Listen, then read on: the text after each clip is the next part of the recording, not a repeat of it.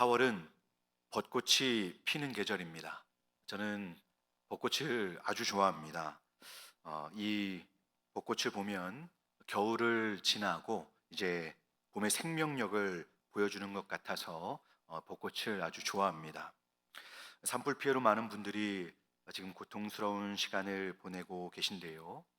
이 벚꽃을 피게 하시는 그 하나님의 놀라운 회복과 구원을 바라보면서 그분들이 소망 가운데 힘있게 이 어려움들을 극복하시면서 이 어려운 시간들을 잘 또 이렇게 살아가실 수 있기를 바랍니다.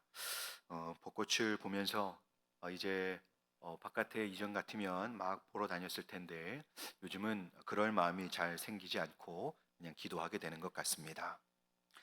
자, 4월이 저희들에게 또 특별한 이유는 고난주간과 부활절이 있기 때문입니다.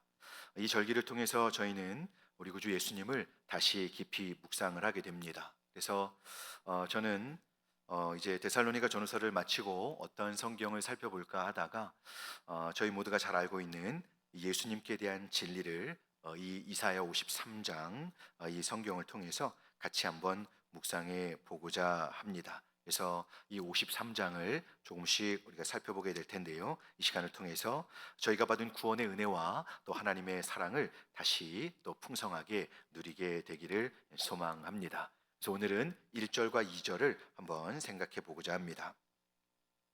먼저 오늘 이 함께 읽은 본문의 배경은 그 이사야 선지자가 예수님 오시기 전에 그 이전 700년 전에 활동하던 선지자입니다. 그래서 이사야서는 총 66장으로 이루어져 있는데요. 구약과 신약 성경 전체를 담아 놓은 책이라고 학자들은 설명을 하고 있습니다. 그래서 이 선지자는 이사야 선지자는 39장까지 이제 먼저 1장에서 36장까지는 앞으로 있을 하나님의 그 두려운 심판에 대해서 예언을 하고 잠시 히스기야 왕과 이제 간단한 이 역사들을 덧붙여서 39장까지 기록을 한 후에 40장에서 66장까지 이제 어떻게 보면 이사야서의 2부라고나 할까요? 이제 하나님 백성들의 회복과 구원에 대한 장엄한 예언을 이어가고 있습니다. 하나님 백성들이 이제 하나님의 놀라운 능력으로 회복되고 또 하나님의 그 구원이 완성되는 시간이 오게 되는데요. 자, 어떤 방식으로 그 회복과 구원이 이루어질까요? 그것은 바로 여호와의 종, 즉 메시아가 오셔서 이루실 그 장엄한 구원으로 인해서 그렇게 된다는 것을 성경은 예언하고 있습니다. 이 메시아는 바로 우리 구주 예수 그리스도이십니다. 자, 이사야서 53장은 바로 그 후반부의 그 중간에 위치하고 있습니다. 그래서 이 53장은 구약 성경에서 가장 확실하게 메시아이신 예수 그리스도께서 이 땅에 오셔서 고난받는 그 사역을 통해 우리에게 구원을 베풀어 주실 것을 마치 영화의 예고편과 같이 아주 사실적으로 묘사를 하고 있는 성경입니다. 그래서 유대인들은 예수님을 인정하지 않는 유대인들은 이 부분을 매우 싫어합니다. 이것은 당대 예수님 당대의 그 유대인들도 그 유대 종교 지도자들도 그랬지만 그 이후로 계속해서 이 유대 교회에서는 예수님에 대한 내용을 예언하고 있는 이 53장을 사람들로 하여금 이렇게 읽지도 못하게 53장을 금지된 장으로 이렇게 묶어서 회당에서 읽지도 않고 또 그 안에 있는 내용은 들여다보지도 못하게 했다고 합니다. 제가 이제 영상을 한번 보다가 한 인터뷰하는 장면을 보았습니다. 5년 전에 촬영된 영상인데요. 여러분 조금만 보여드릴까요? 이 유대인들을 인터뷰하는 장면을 제가 한 1분 정도만 한번 보여드리겠습니다. 그 유대인들이 이 이사야서 53장을 읽지 못하도록 이렇게 차단되어 있었고 그들은 사실 예수님을 메시아로 인정하지 않는 그런 무리들이죠. 한번 그 내용을 잠깐 한번 보여드리겠습니다. 한번 좀 같이 볼까요?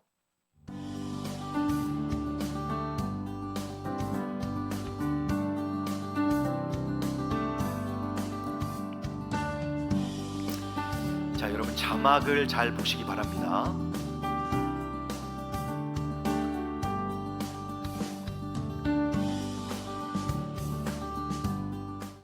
יש פרק אחד בתוך הספר הזה שהיו מקריאים אותו בבתי הכנסת כחלק מההפטרה, אבל אז הרבנים החליטו להוציא את זה מקריאת ההפטרה. היום זה נחשב הפרק האסור. האם שמעת על זה עוד פעם? לא שמעתי. האם את רוצה לראות מה נסתר בפרק הזה? יש לך את זה? יש לי פה בתנ"ך. רוצה לדעת כמה שיותר על זה, האמת היא. בעצם בגלל זה אנחנו עושים את התוכנית הזאת, כי רוב האנשים לא קראו את הפרק הזה בכלל, כי לא קוראים את זה עוד בבתי הכנסת. הפרק הוא ישעיהו נ"ג, נבואה מאוד חשובה על מי המשיח יהיה, ולמשך 1,700 שנים, מאז שהוא כתב את זה, כמעט כל הרבנים וחז"ל האמינו שזה פרק שמדבר על המשיח. בעצם גם בתלמוד, בסנהדרין צ"ח, גם ילקוט שמעוני, הזוהר, הרמב"ם, האמינו שהפרק הזה מדבר על המשיח. אז עכשיו אנחנו מגיעים לקטע הכי כיפי, שאנחנו נקרא כמה קטעים מאותו פרק ונראה על מה זה מדבר. זה וחדל אישים, איש מחובות וידוע חולי, וכמסתר פנים ממנו נבזה ולא חשב. 예. 여러분 그 자막이 제가 이렇게 잘 보이게 크게 확대할 수가 없이 안에 들어있던 영상이어서 그 유대인들이 이사야서 53장을 못 읽게 되어 있습니다. 금지된 장이 되었습니다. 왜냐하면 그만큼 예수 그리스도께 대한 생생한 묘사가 들어있기 때문에 그렇습니다. 어떤 목사님은 이사야서 53장을 반박하기 위해서 연구하려고 53장을 연구하고 시작했던 유대인이 결국에는 예수님을 메시아로 인정하게 되고 그분을 믿고 기독교로 개종하는 일이 있었다라고 합니다. 그런데 이런 일은 지금도 일어나고 있는 일입니다. 자, 제가 왜 이 인터뷰를 잠깐 보여드렸냐면 그만큼 이 구약 성경에는 예수님에 대한 이야기가 이렇게 생생하게 있을 거다라고 저희가 잘 생각을 안 하는데요. 그렇지 않습니다. 예수님은 그냥 신약 성경이 시작될 때 떨렁 그냥 오신 분이 아니고 창세기부터 예언되어서 오시기로 준비되었고 그분이 오실 의미가 무엇인지를 성경은 계속 말씀하면서 하나님은 이 일을 준비하셔서 그렇게 오신 분이시기 때문에 그렇습니다. 자, 이제 저희가 그러면 이 예수님께 대한 이렇게 생생하게 묘사된 예수님을 드러내고 있는 53장을 한번 살펴볼 텐데요. 이제 본문을 살펴보기 전에 먼저 이 53장이 어떻게 시작이 되는지, 어떤 문맥 속에서 시작되는지 알아보기 위해서 52장 끝부분을 잠시 읽어보도록 하겠습니다. 자, 우리 화면을 보시면서 52장 13절에서 15절을 우리 한번 한 목소리로 읽어볼까요? 시작. 보라, 내 종이 형통하리니 받들어 높이 들려서 지극히 존귀하게 되리라. 전에는 그의 모양이 타인보다 상하였고 그의 모습이 사람들보다 상하였으므로 많은 사람이 그에 대하여 놀랐거니와 그가 나라들을 놀라게 할 것이며 왕들은 그로 말미암아 그들의 입을 봉하리니 이는 그들이 아직 그들에게 전파되지 아니한 것을 볼 것이요 아직 듣지 못한 것을 깨달을 것임이라. 아멘. 이 52장 13절에서 15절은 이 하나님의 종, 여호와의 종이 형통케 될 것이다. 그분이 받들어 높이 들려서 존귀하게 될 것이다 라고 설명을 하면서 전에는 그러나 이제 그분이 타인보다 상했고 사람들보다 상해서 너무 많이 상해서 사람들이 놀랐지만 나중에는 그분이 영광스럽게 될 때 너무 엄청나게 영광스럽게 될 것이기 때문에 또 놀라게 될 것이다 라고 말씀하고 있습니다. 자, 그러면서 오늘 이사야 선지자는 하나님의 종의 사역을 소개하게 됩니다. 구원을 이루실 메시아의 역사를 소개하게 되는 건데요. 자, 이제 예수님의 이 구체적인 사역이 무엇이냐? 영광스럽게 되기 이전에 먼저 상하게 되는 일이 있을 것이다 라고 말씀하는 겁니다. 그래서 그 영광을 회복하게 될 때 사람들이 놀랄 것이지만 사실 여호와의 종은 고난받는 종으로 오셔서 이제 우리의 구원을 이루신다는 것을 이 53장이 이제 보여주게 된다라는 것을 이렇게 문맥 속에서 보여주면서 53장을 시작하고 있는 것입니다. 자, 그럼 그 내용을 한번 살펴보도록 하겠습니다. 자, 우리 1절부터 같이 한번 볼까요? 우리 본문의 1절을 한번 같이 읽어보겠습니다. 우리가 전한 것을 누가 믿었느냐? 여호와의 팔이 누구에게 나타났느냐. 아멘. 자, 이제 하나님의 이 여호와의 종, 하나님의 메시아를 소개할 선지자가 푸념하듯이 반문을 하고 있습니다. 여호와의 전한 것을 우리가 전한 것을 누가 믿었느냐? 여기서의 우리는 누구일까요? 선지자 이사야를 포함해서 그 당시까지 계속해서 하나님의 구원의 말씀을 선포했던 하나님의 선지자들과 사역자들을 말씀하는 겁니다. 그러면 그 하나님의 선지자들이 선포했던 말씀, 그들이 전했던 것은 무엇일까요? 그것은 여호와 하나님의 놀라운 이 구원의 복음, 구원하시는 은혜의 말씀을 의미하는 것입니다. 하나님께서 사랑하는 백성들에게 끊임없이 들려주셨던 약속이 무엇입니까? 바로 하나님이 보내신 이 메시아에 대한 약속이었습니다. 하나님께로부터 여호와의 종이 오셔서, 하나님의 구원자가 오셔서 이제 너희를 온전케 할 것이다.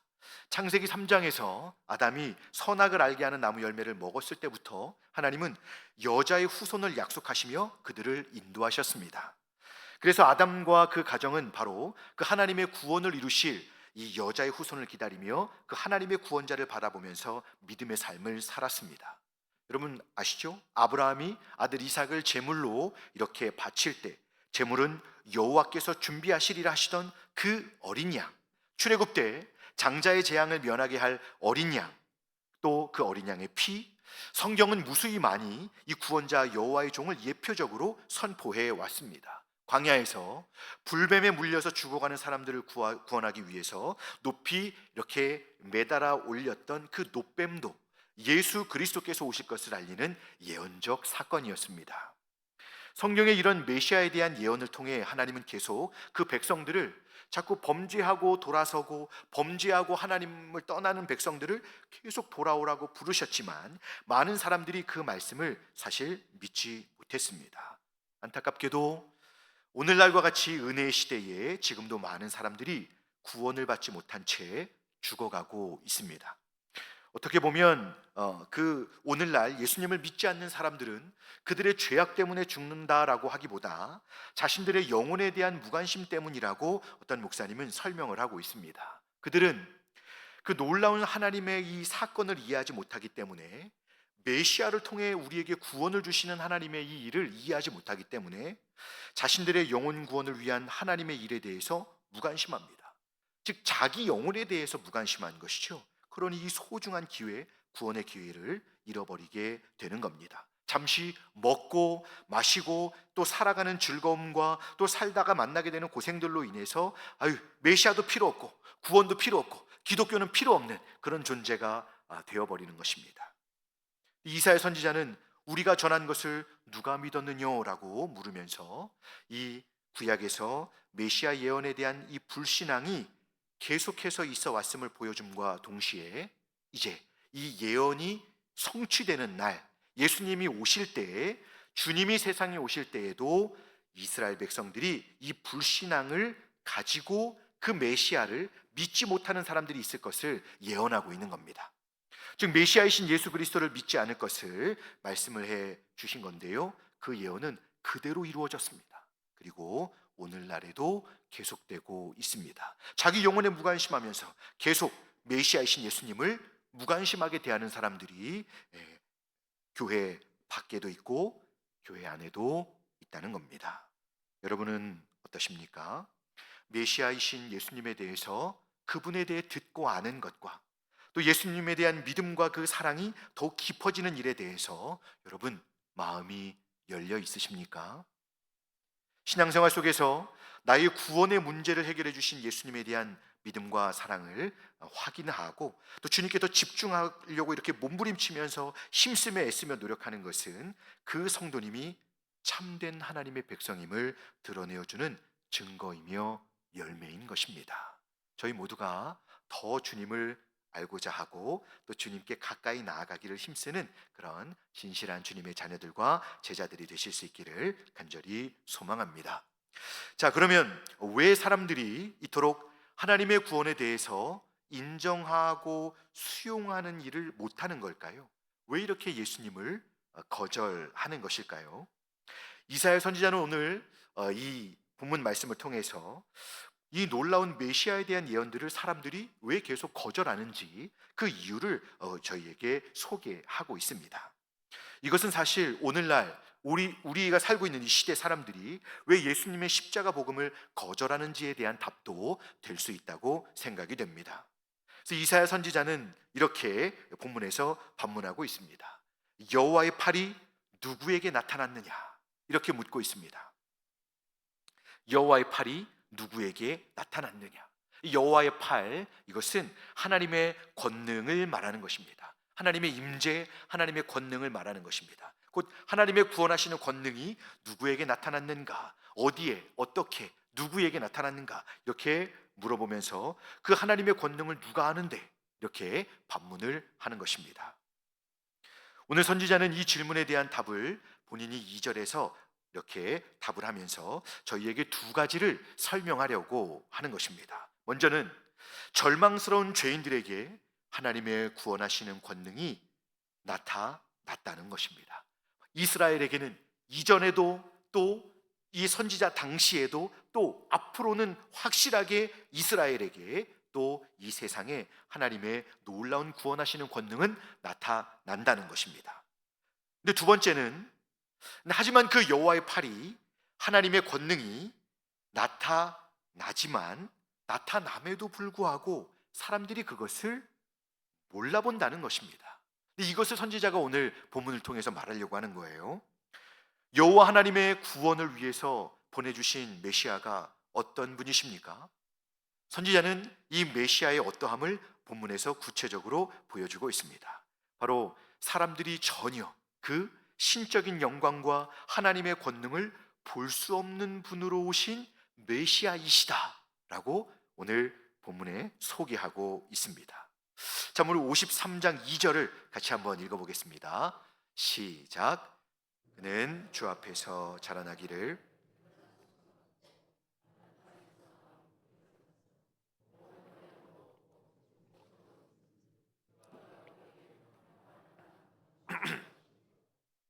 아멘. 자, 하나님의 종으로 오신 메시아는 이런 분으로 오셨다는 겁니다. 그분은 구원하시는 하나님이시지만 그분의 외모에는 그 어떤 놀라운 권능과 메시아로서의 영광이, 위엄이 없으십니다. 세상 사람들은 이 메시아를 보고 단지 연약한 사람 아닌가, 무능한 사람 아닌가, 이렇게 말할 정도로 그분에게서의 신적인 영광과 위엄이 보이지 않는다는 겁니다. 자, 하나님께서 이렇게 연약한 한 사람을 보내셔서 고난받는 종으로 구원을 이루시는 것이 하나님의 방법입니다. 하지만 사람들이 기대하는 방식은 이게 아니라 아주 특별하고 놀라운 것을 기대하고 있는 것입니다. 예수님 당신은 물론이고 지금도 유대인들이 예수 그리스도를 받아들이지 않는 가장 커다란 원인이 여기에 있습니다.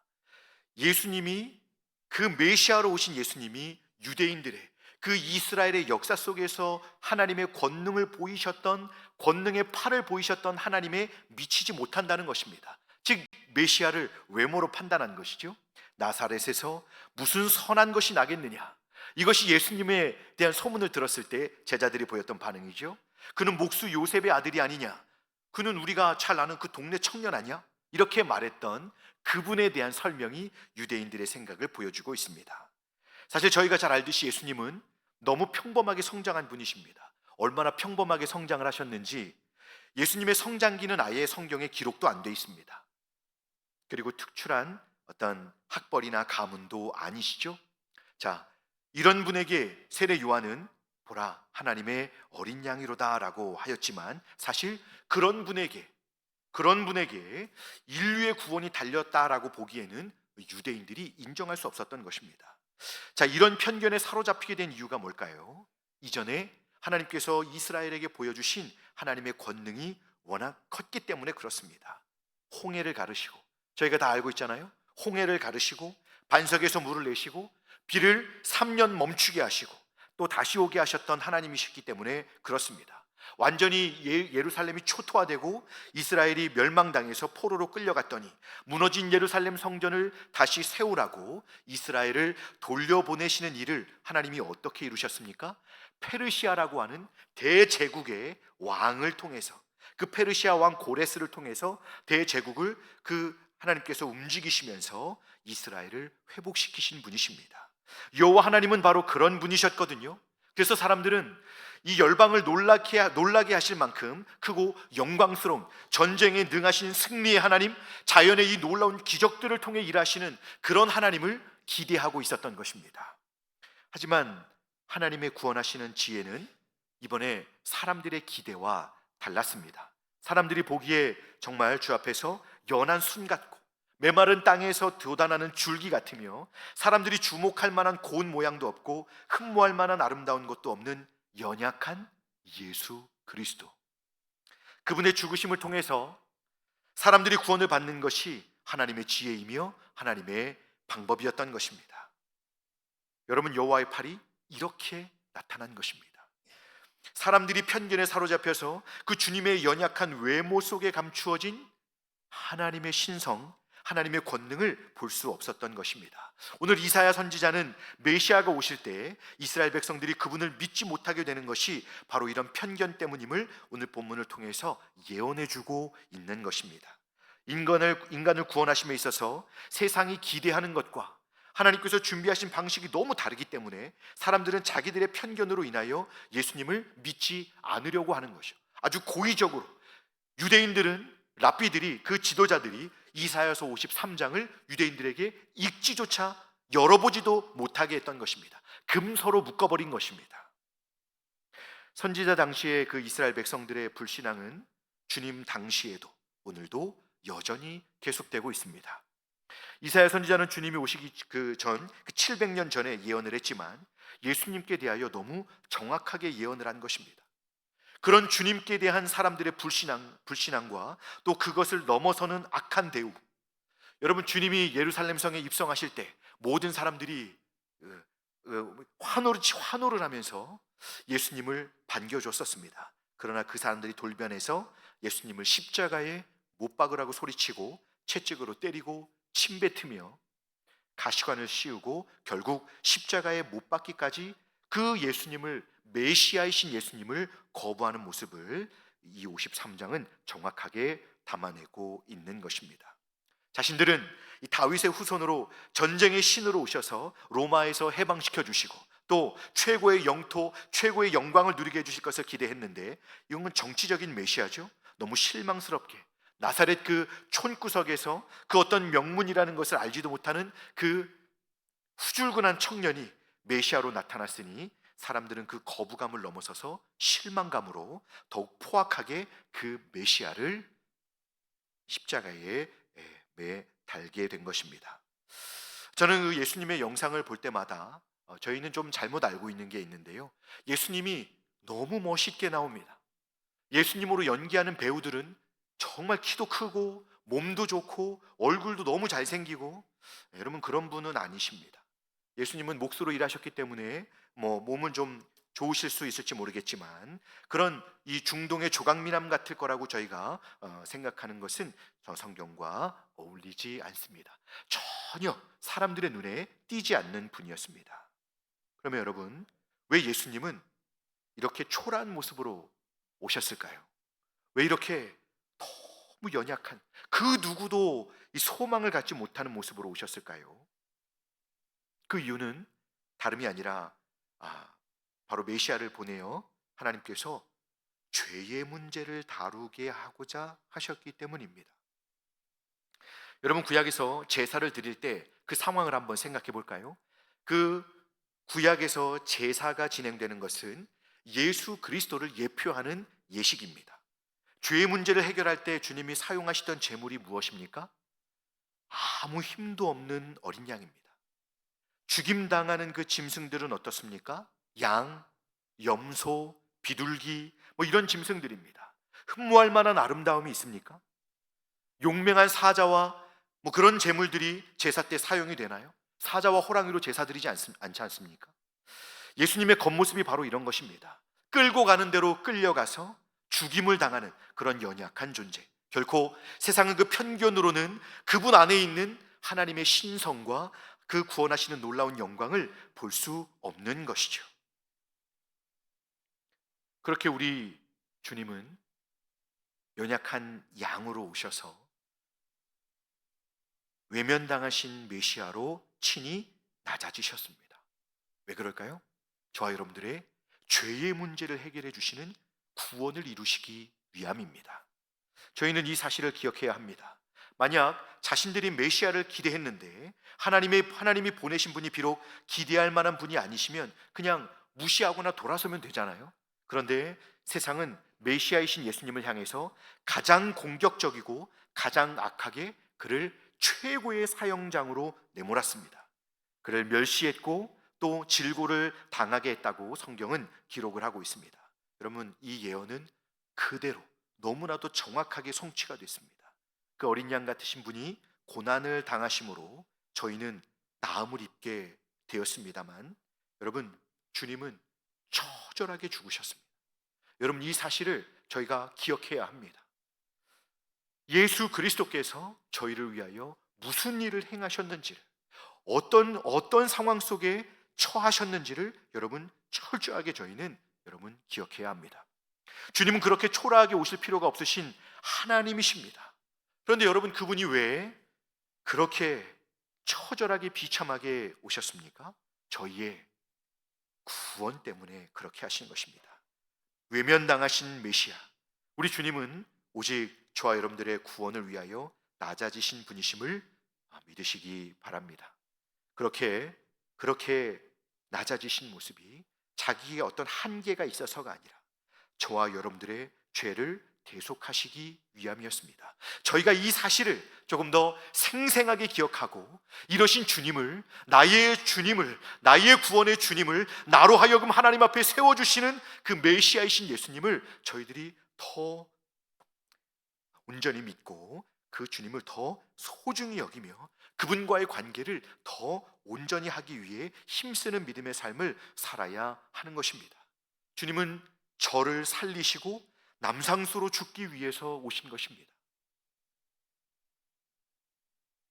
주님은 저희 한 사람 한 사람을 살리시고 우리 한 사람 한 사람으로 죽으시기 위해서 그렇게 오신 것입니다.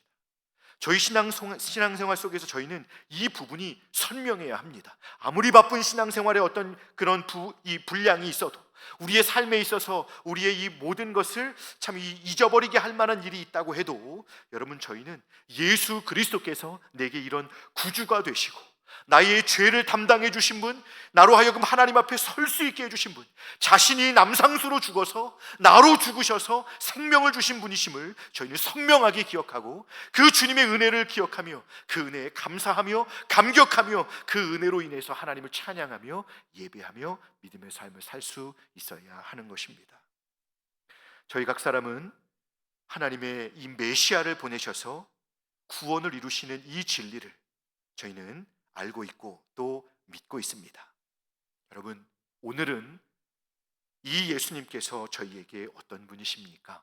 저희를 구원하시기 위해서 오신 메시아, 나의 구원자이심을 저희가 확실히 믿고 이 주님을 향한 사랑과 이 주님의 은혜를 의지함으로 우리에게 주어진 이 예배의 삶, 주님을 섬기고 또 주님을 또 날마다 닮아가는 제자의 삶을 이 은혜로 인하여 살아가고 계십니까?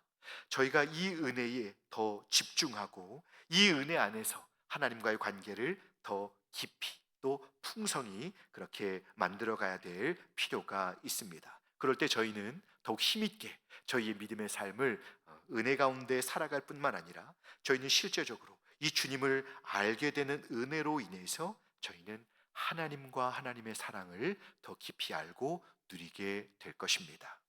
분주한 삶 가운데 저희가 이제는 우리 안에서조차도 우리 구주 메시아이신 예수께서 외면당하고 계신 것은 아닌지 저희가 한번 겸손히 진실하게 돌아보고 저희가 이 4월을 보내면서 우리 주 예수 그리스도를, 나의 구주 메시아이신 예수님을 더 사랑하기를, 더 주님의 은혜를 또 갈망하기를 힘쓰는 저와 여러분들이 되실 수 있기를 바랍니다.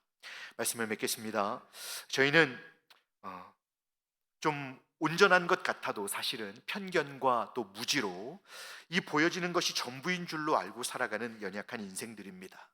이런 저희를 살려주시기 위해서 하나님께서 택하신 구원의 지혜가 바로 메시아를 보내어 주셔서 그 구원을 완성함으로 우리를 구원하시는 것입니다. 이제 저희가 다른 것들보다 세상의 참 보아이신 예수님을 더욱 깊이 알고 또 그분의 사랑을 받으며 또 그분을 소유하는 일에 더욱 힘쓰시는 그런 진실한 주님의 제자들이 되셔서 날마다 주님과 그렇게 동행하는 믿음의 삶을 살아가실 수 있기를 주님의 이름으로 축복합니다. 기도하겠습니다. 은혜로우신 하나님 아버지, 오늘도 세상 가운데 살아갈 수 있는 이 생명을 연장해 주시고 또 호흡하며 기동하며 사는 이 건강을 주셔서 감사합니다. 오늘 우리가 누리는 모든 것이 당연한 것이 없고 이 모든 것이 하나님의 은혜임을 고백합니다. 하나님 아버지, 그런데 성경을 볼 때마다 마음 한켠이 무거운 것은 이 세상에서 평안하게 건강하게 잘 사는 것이 하나님의 복과 은혜가 은혜의 전부가 아님을 발견하게 되어서 그렇습니다. 특별히 세상의 관점과 편견으로 결코 맛볼 수 없는, 경험할 수도 없는 구원의 놀라운 은혜와 복을 예수 그리스도 안에서 주님께서 허락하여 주셨습니다. 이제 저희로 다시 구원의 주님을 깊이 만나게 하여 주시옵소서. 주님을 처음 만났을 때의 그 깊은 사랑과 은혜를 가슴 저미게 누리던 그 은혜를 회복시켜 주시옵소서. 십자가를 생각할 때마다 이렇게 큰 사랑을 받고 있다는 것을 알게 되어 늘 감사하며 하나님을 찬양할 수 있는 저희들이 되게 하여 주시옵소서. 그래서 저희를 위하여 이 땅에 오신 나의 구주 예수님을 다시 큰 감동과 사랑으로 만나게 해주시고 그 사랑에 힘입어서 늘 고단하고 아픔이 있는 삶의 자리에서 찬송하며 큰 기쁨을 맛보면서 승리하는 삶을 살아가는 저희 모두가 될 수 있도록 인도하여 주시옵소서. 감사드리며 우리 구주 예수님의 이름으로 기도드리옵나이다. 아멘.